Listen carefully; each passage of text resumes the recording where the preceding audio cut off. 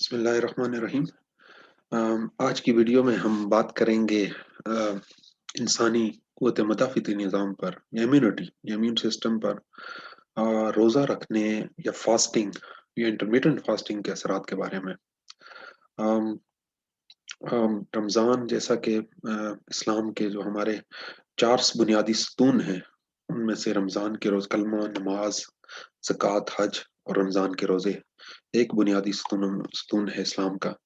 और तकरीबन रमज़ान के महीने पूरी दुनिया में तकरीबन 1.5 टू 1.8 बिलियन पौने 2 अरब मुसलमान जो हैं वो रोज़ा रखते हैं और तकरीबन 12 से 20 घंटे तक इस साल जैसे ओस्लो में 18 घंटे 10 मिनट का सबसे ज़्यादा जो फास्टिंग ड्यूरेशन रही पर डे वो ओस्लो की है, तो 12 से 20 घंटे तक पूरा दिन मुसलमान जो है खाने-पीने की चीज़ें और बिल्कुल इससे इज्तनाब करते हैं दिन के दौरान और रोज़ा रखते हैं। अच्छा जी, इम्यूनिटी जैसे कि हम पहले बात कर चुके हैं, इम्यूनिटी जिस्म की वो सलाहियत कहते हैं या क़ुव्वत मुदाफ़ियत जो जिस्म को बीमारियों से बचाती है। ये बीमारियाँ बैरूनी जो जरासीम वग़ैरह जिस्म में आते हैं तो उससे बचाने के लिए मुख्तलिफ प्रोटीन्स, मुख्तलिफ सेल्स, मुख्तलिफ ऑर्गन्स इसमें काम करते हैं। अच्छा, बहुत ज़्यादा पेपर, बहुत ज़्यादा स्टडीज़ इस बारे में हो चुकी हैं। मैं इसका ये इस वक़्त एक शॉर्टर वर्ज़न पेश कर रहा हूँ इसी प्रेज़ेंटेशन का, इसी टॉपिक पे। नहीं तो मेरे पास एक डिटेल में बहुत सारे रिसर्च पेपर्स के हवाले के साथ भी एक वर्ज़न है जो बहुत जल्द अपलोड करूँगा। जिसमें रम भूखा रहने, रमज़ान के फास्टिंग के लिहाज़ से, रमज़ान के रोज़ों का और हमारे क़ुव्वत मुदाफ़ात के निज़ाम का आपस में ताल्लुक पे बहुत बात हो चुकी है और बहुत एस्टेब्लिश्ड है इसका रोल। असल में एक आम तासर ये है, जैसा कि हम खुद भी कहते हैं कि क़ुव्वत मुदाफ़ात या इम्यूनिटी इंसान की जब खुराक कम हो तो इम्यूनिटी कमज़ोर होती है। इंसान खाना-पीने की अशिया या बुनियादी ऐसे विटामिन्स वग़ैरह, ऐसे ग्लूकोज़, प्रोटीन्स की ऐसी न्यूट्रिशियस मील्स जब नहीं इस्तेमाल करता, अच्छे खाना नहीं खाता तो उसका इम्यून सिस्टम कमज़ोर पहले तो जिस्मानी तौर पे कमज़ोर होना शुरू होता है और फिर अल्टीमेटली उसकी इम्यूनिटी कमज़ोर है। एक आम तासर इसके बारे में ये है। लेकिन याद रखिए हम यहाँ पे पूरा साल भूखा रहने के बारे में बात नहीं कर रहे या जैसे अल्टीमेट आप बोले मेल न्यूट्रिशन की बात हम नहीं कर रहे।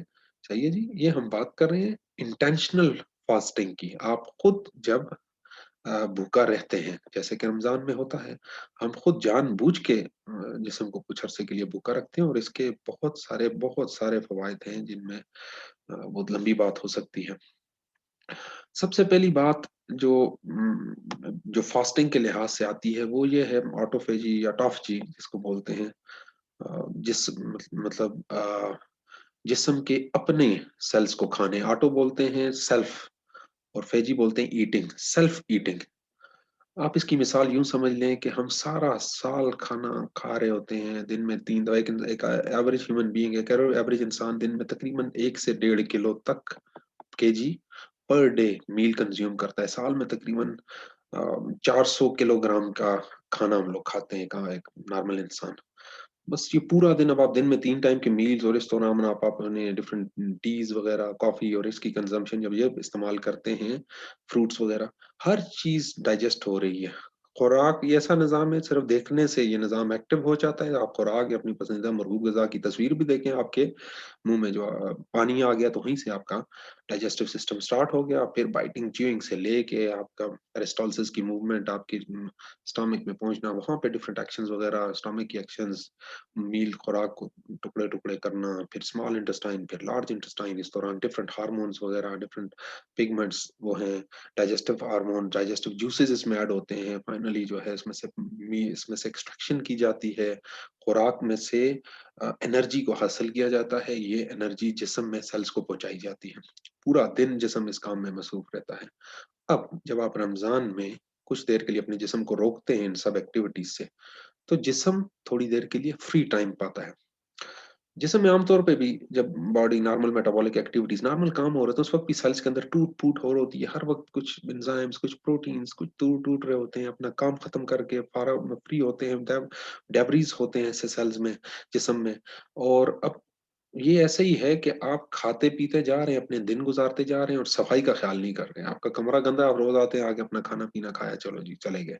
और आपका कमरा जो है, आप वहीं पे अपने रैपर्स वग़ैरह मील खाने-पीने के जो होंगे अपने डिस्पोज़ेबल प्लेट्स वग़ैरह वहीं पे जमा करते जाएँ, फेंकते जाएँ और बस आप हर रोज़ खाते जाएँ। तो आपको मौका, आपके जिस्म को मौका नहीं मिल रहा इन चीज़ों को जो एक्स्ट्रा आइटम्स हैं, इनको साफ़ करने का।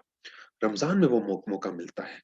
जो फ़ालतू एशिया जो मुख्तलिफ़ किस्म के ऐसे सेल्स हैं जो बुरे सेल्स कह दें जिस्म को, वो किसी काम के भी नहीं, उनको भी जिस्म जो है वो क्लीनिंग शुरू कर देता है। थोड़ा वक़्त मिलता है जिस्म को सोचने का, समझने का, रमज़ान में। अच्छा, एक तरफ सेल्स जिस्म से वो फ़ालतू अशिया वग़ैरह, फ़ालतू हार्मोन सेल्स वग़ैरह जो फ़ालतू हैं, उनको ख़त्म करने का प्रोसेस शुरू हो गया।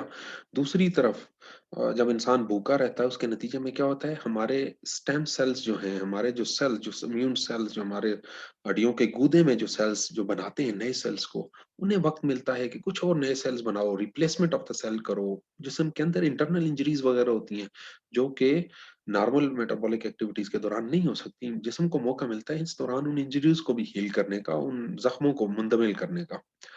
आम तौर पर जिस्म नाम खुराक वाले दिनों में हम क्या करते हैं, जिस्म कार्बोहाइड्रेट या ग्लूकोज़ से अपनी एनर्जीज़ हासिल करता है। जिस्म अपनी तवानाई जो है उसका ज़ख़ीरा ग्लूकोज़ होता है।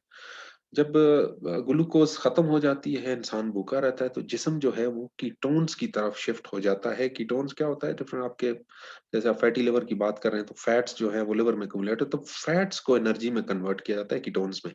तो वो एक बेटर सोर्स ऑफ एनर्जी है। जैसे आप फ्यूल कहें ना, फ्यूल इस्तेमाल करने के 2 हैं, जिस्म को 2 किस्म के आप कह सकते हैं फ्यूल हैं जिस्म में, बॉडी में जो इस्तेमाल हो सकते हैं। एक ग्लूकोज़ है और दूसरा कीटोन्स है। तो कीटोन्स एक बेहतर बॉडी के लिए इस्तेमाल करने का ज़रिया आप कह सकते हैं। बेहतर मैकेनिज़्म है जिसके ज़रिए जिस्म जो है एक तो आपका फैटी लिवर्स वग़ैरह, बॉडी फैट्स वग़ैरह इसको बर्न करते हैं, बाद में इंसान स्लिमिंग की तरफ आता है जो कि इंसान के लिए बहुत अच्छा है। साथ-साथ हीलिंग शुरू हो जाती है, रीजनरेशन शुरू हो जाती है डिफरेंट गट ब्रेन टिश्यूज़ की। एनर्जी की डायवर्जन शुरू हो जाती है फ्रॉम ग्लूकोज़ टू कीटोन की तरफ। Ketone better source of energy है और इसके नतीजे में क्या होता है, साथ-साथ इन्फ्लेमेशन भी कम होती है, ऑक्सीडेटिव स्ट्रेसेस कम होते हैं, एंटीऑक्सीडेंट्स की प्रोडक्शन ज़्यादा होती है जिस्म में जो बहुत फ़ायदेमंद है। हार्मोन की ऑप्टिमाइज़ेशन होती है। नॉर्मल तौर पे क्या आप खा रहे हैं, शुगर खा रहे हैं, मुसलसल खाना-पीना अपना जारी है और इस दौरान फिर बॉडी पे प्रेशर पड़ता है। इंसुलिन वगैरह के लिहाज से बॉडी जो है, वो बहुत ज़्यादा एक्टिवली वो कर रही होती है, कंट्रोल नहीं कर सकती और इंसुलिन की यूटिलाइज़ेशन, इंसुलिन की पैदा करने की सलाहियत को। तो इस दौरान ये जिस्म जब आराम से रुकता है, ठहरता है, तो जिस्म की ये डिफरेंट हार्मोन्स वगैरह इनकी ऑप्टिमाइज़ेशन शुरू हो जाती है। ये ज़रा रिलैक्स मोड में चले जाते हैं। जिस्म के हमारे जिस्म में मुख्तलिफ माइक्रो ऑर्गेनिज़म्स हैं, हम कंटीन्यूअसली ये जो खुराकों पे खुराक खाते जाते हैं, जिसकी वजह से हम हर वक़्त जिस्म को आप कह सकते हैं, आपने अभी दही के ज़रिए कुछ माइक्रो ऑर्गेनिज़म जिस्म को पहुँचाए, थोड़ी देर बाद आप कहेंगे चाय पी लेते हैं, थोड़ी देर बाद फ्रूट खाते हैं, फिर खाना खाया, फिर इस तरह से। तो आप मुसलसल अपने इंटरनल बॉडी सिस्टम को नए-नए माइक्रो ऑर्गेनिज़म या जरासीम ये मुहैया कर रहे होते हैं। अच्छा, तो क्या होता है, ये सब आपके लिए अच्छे नहीं होते, ये माइक्रो ऑर्गेनिज़्म, और कुछ जो आपके लिए अच्छे होते हैं, जो आपके मैदे में नॉर्मली भी पाए जाते हैं हमारे डिफरेंट पार्ट्स में, ठीक है जी? इंटेस्टिनल ट्रैक्ट में हमारे पास माइक्रो ऑर्गेनिज़म्स होते हैं, ठीक है जी? उसके साथ-साथ अ, मैदे के साथ-साथ डिफरेंट अदर जो ऑर्गन्स हैं हमारे उनमें। अच्छा, तो ये माइक्रो ऑर्गेनिज़म्स ये दोबारा थोड़ा वक़्त मिलता है उन जरासीम माइक्रो ऑर्गेनिज़्म को जो आपके लिए फ़ायदेमंद हैं, उनको अपना नंबर बढ़ाने का, उनको अपना हैबिचुएट करने का, अपने आप को सेट करने का। अच्छा, साथ-साथ जब हर चीज़ रीसेट होती है, देखिए मैं सिंपल कंप्यूटर की मिसाल दूँगा। जिस तरह आप मुसलसल काम करते रहते हैं, काम करते रहते हैं, अपने कंप्यूटर्स को, लैपटॉप्स को, अपने मोबाइल फ़ोन को यूज़ करते रहते हैं, तो वो स्लो होने लग जाता है over the course of time. Slow अपना उसका जो वर्किंग है वो आपको बहुत डिफ़िकल्ट लगती है, मल्टीटास्किंग मुश्किल होने लग जाती है। फिर हम क्या करते हैं, चलें जी कुछ ऐप्स वग़ैरह, कुछ एप्लीकेशंस ऐसे डाउनलोड करें, क्लीनर्स ऐसे डाउनलोड करें। वो आप क्या करते हैं, वो आपके सिस्टम को क्लीन करते हैं, फाइल्स को सेटिंग में लाते हैं, अननेसेसरी फाइल्स को डिलीट करते हैं, जंक वगैरह की जो आपके डॉक्यूमेंट्स होते हैं, उनको डिलीट करते हैं, रेपिटिशन डॉक्यूमेंट्स की उनको डिलीट करते हैं। तो जब आप क्लीनर ऐप्स यूज़ करते हैं, तो आपका मोबाइल, आपका लैपटॉप, आपका कंप्यूटर्स वो रिफ्रेश हो जाता है और पहली और उसकी एक्टिविटी बढ़ जाती है, फास्ट काम करता है। Same applies for the immune system and the body. जब इंसान भूखा रहता है, कंप्लीट रीसेटिंग ऑफ मैकेनिज्म होती है, उसका डीएनए रीसेट होता है, बैड जो जीन्स होते हैं टर्न ऑफ होते हैं, गुड जीन्स प्रमोट होते हैं, माइक्रोबायोम जो उसका माइक्रो ऑर्गेनिजम्स हैं वो रीसेट्स होते हैं, हार्मोन्स रीसेट्स होते हैं, एनर्जी रीसेट होती है। तो हमें स्टडीज बहुत अवेलेबल डेटा ये सजेस्ट करता है। अब बाकायदा हम मुसलमानों में तो रमजान की वजह से फास्टिंग की डेफिनेट फास्टिंग है ऑलरेडी, इट्स देयर। गैर मुस्लिमों में भी टर्मिनोलॉजीज शुरू हो गई हैं जिसे इंटरमिटेंट फास्टिंग कहा जाता है। और डिफरेंट जो अवेलेबल लिटरेचर है, जो स्टडीज हैं, रिसर्चेस बताती हैं कि आइडियल फास्टिंग का टाइम पीरियड क्या होता है कि आप 18 से 20 घंटे भूखे रहें, और फिर आप 4 से 6 घंटे तकरीबन आप उस एक विंडो पीरियड गुजारें जिसमें आप खाना खाएं। अल्हम्दुलिल्लाह हम रमज़ान में एग्ज़ैक्टली ऐसा ही पीरियड हमारा गुज़रा है, 16 से 18 घंटे का रमज़ान रोज़ा रखते हैं, उसके बाद विंडो पीरियड। और ये इंटरमिटेंट फास्टिंग, ये अब जो गैर मुस्लिम हैं, वो भी इसको अडॉप्ट करते हैं और वो इसमें कायल हो चुके हैं कि इंटरमिटेंट फास्टिंग के बहुत-बहुत फ़वाइद हैं। अच्छा, मैंने जैसे कहा रीसेटिंग की वजह से तो through out the body reset mechanism होता है। हमारे हार्ट फंक्शन इम्प्रूव होते हैं। पेपर्स हैं, स्टडी पब्लिश्ड हैं जो ये बताती हैं कि अगर आप जब फास्टिंग करते हैं उसके नतीजे में आपके हार्ट फंक्शन इम्प्रूव होते हैं। इम्यून सिस्टम बूस्ट अप होता है, नए इम्यून सेल्स बनते हैं तेजी से, ग्लूकोज के लिए टॉलरेंस पैदा होती है, मुसलसल ग्लूकोज की कंजम्पशन कर रहे हैं हम लोग, बॉडी जो है वो खा रही है धड़ाधड़, तो वो टॉलरेंस नहीं डेवलप होती, बर्दाश्त करने की सलाहियत खत्म हो जाती है, डायबिटीज की तरफ इंसान जाता है। तो इस चीज को कवर किया जाता है।